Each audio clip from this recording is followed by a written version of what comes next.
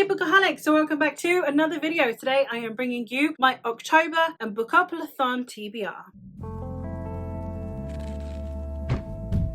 I am going to be rolling as I go this year. I'm hoping to be vlogging the entire experience. So what you're going to get in this one is a list of books that I would like to get to, that I'm going to be prioritizing, and then my first roll. And then the rest will hopefully be coming in vlogs. So let's get started. I'm first going to go through the books that I need, and then we'll do the roll. So the books that I have for book clubs, read-alongs, buddy reads, etc. that I would like to prioritize. The first one I have is The Blood of Tyrants by Naomi Novik, the 8th and penultimate book in the Temeraire series. And in this one, we are once again traveling around the world. It seems like we're going to end up in both Japan and in Russia during this time. This is a series that is set during the Napoleonic Wars, but with dragons, and we are following Captain Will Lawrence, who in the first one, his vessel overcomes a French ship that happens to be harboring a dragon egg. Dragon eggs being invaluable to the war effort, and this egg being on the brink of hatching and they're too far from shore, one of his crew must take the hit to become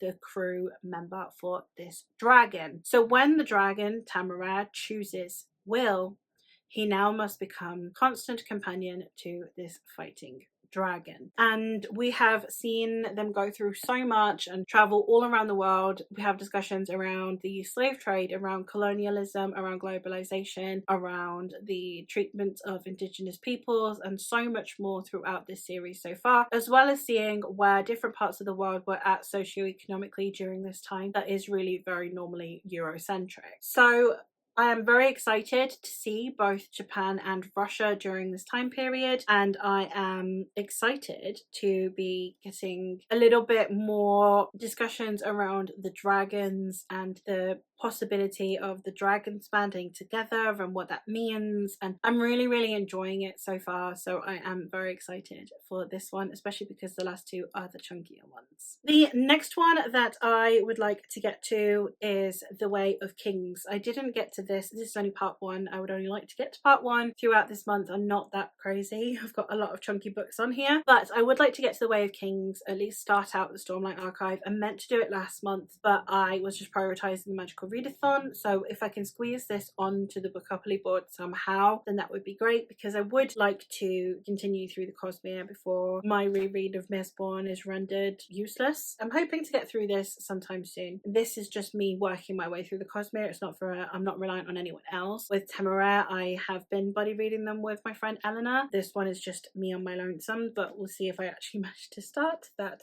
this month. I actually know nothing about the Stormlight Archive, and I don't really need to. On the back it just says, speak again the ancient oaths, life before death, strength before weakness, journey before destination, and return to men the shards they once bore, the knights radiant must stand again. So it sounds just very like epic fantasy-esque, and I'm sure I will get into it regardless. Another one that I would like to get to is The Echo of Things to Come. This is more to do with the fact that I had problems with the first book, and therefore I know that if I'm going to continue this series, I need to do so quickly so that I don't forget book one, because then I won't want to reread it, etc. So I need to continue this while it's still fresh in my mind, so I am going to be prioritizing this one. So those three are my main priorities. Some other hopefuls that I have: I would like to continue working my way through The Dark Tower in a similar vein to the James Arlington Lycanius series. I would also like to continue working my way through The Dark Tower before I forget what happened in books 1 and 2 and then stop caring. This is book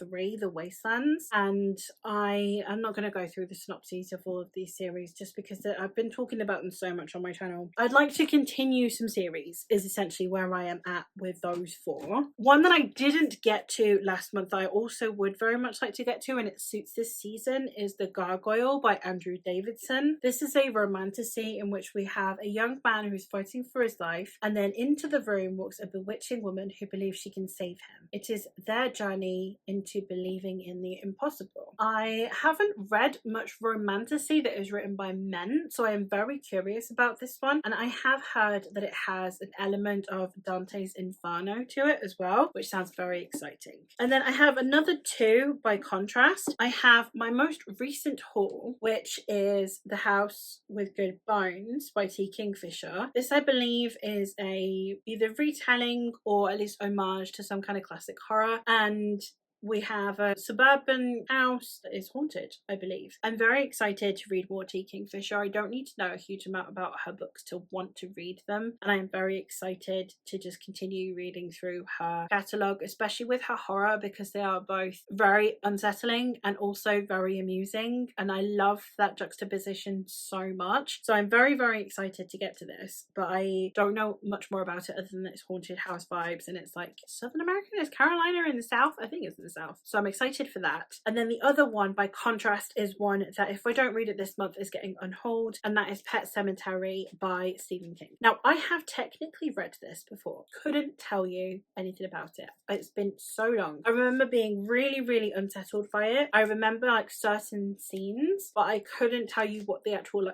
plot is. And my husband asked me, why is it spelled cemetery with an S? And I was like, I can't remember. And it's like, oh yeah, because like it's like children have made it, so it's a sign that's been put up by children, but I had completely forgotten that. So I don't remember much of the synopsis, as I said, but I know that it is very, very creepy, very unsettling. I keep kind of procrastinating on Stephen King, and I wanted to reread this because there's no point in me owning it if I don't even remember what it's about. But if I don't get to it, then I might unhaul it.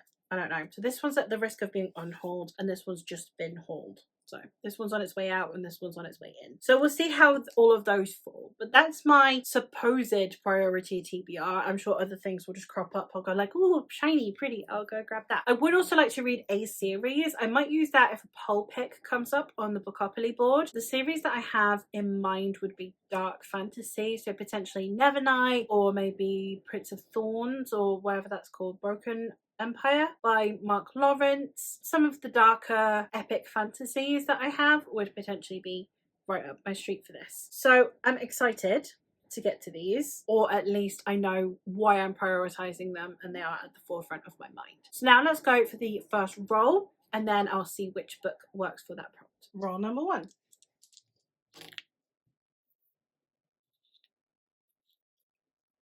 10.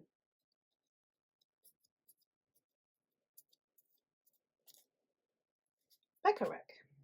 So the first prompt ended up being Becca Pick, which is basically a book that Becca from Becca in the Books, who is the host of Bookoplathon, rated highly. So I know that she generally took a while to get into this series, but does think very highly of it. So I'm going to count it, and I am going to put The Way of Kings on here. So then I definitely know I'm getting to it this month. Like, it's my first roll. It's the first book I'm going to read. So what I'm hoping to do is do maybe like 3 rolls a week. So I would be starting out the first week with this one, and then I would roll in the vlog and we can go about it that way. However, I am not home for the first 2 weeks of the month. So what I have done is I have pre-filmed 6 rolls, which will be shown throughout the vlogs. So if you want to see how my Bookoplathon TBR ends up shaping out, then you might want to stick around and check out those vlogs. And if not, you can always just see my wrap up at the end of the month. But that's it for my priority TBR and my first roll for Bookoplathon. Let me know how you're going to be doing Bookoplathon if you are joining. Are you going to make a TBR, or are you rolling as you go? And that is all for me for today. So thank you ever so much for watching, and I will hopefully catch you in another one soon.